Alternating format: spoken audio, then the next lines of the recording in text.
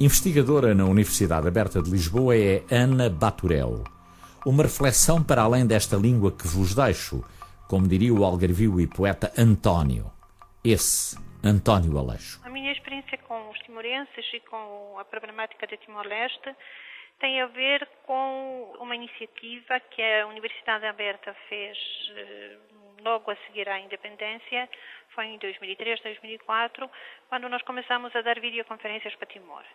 E, portanto, era sobretudo a formação dos formadores, ou seja, a atualização do trabalho dos professores locais timorenses, sobretudo os residentes em Dili, que eram professores de língua portuguesa.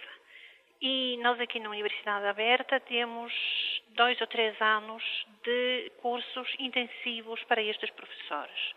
Naquela altura, os professores timorenses de língua portuguesa com que nós trabalhávamos tinham umas características muito específicas para as quais nós não estávamos na altura preparados. Não estávamos a nível nenhum, no que diz respeito, conhecimentos de Timor como país e do povo timorense e sobretudo, dos professores timorenses da língua portuguesa.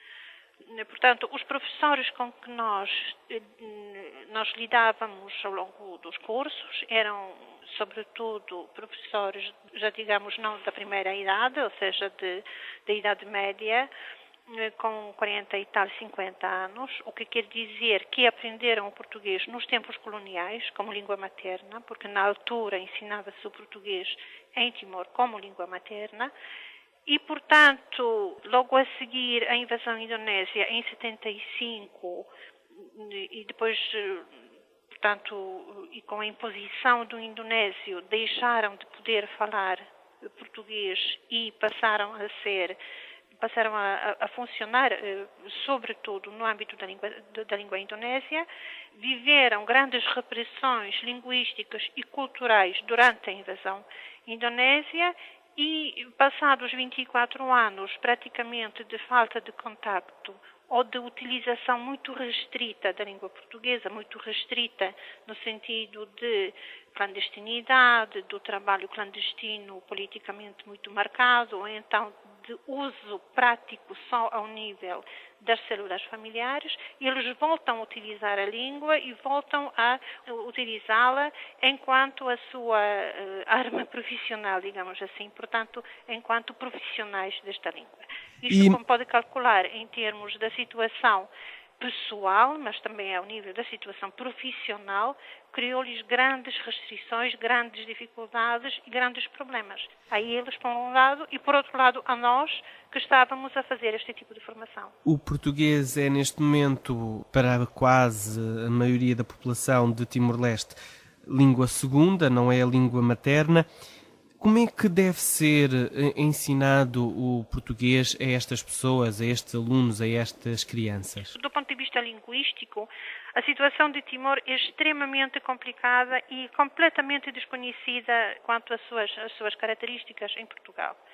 Continua a haver aquela ideia em Portugal que o timorense fala português. E porquê que fala português? Porque Portugal esteve com a sua administração no território timorense durante 5 séculos.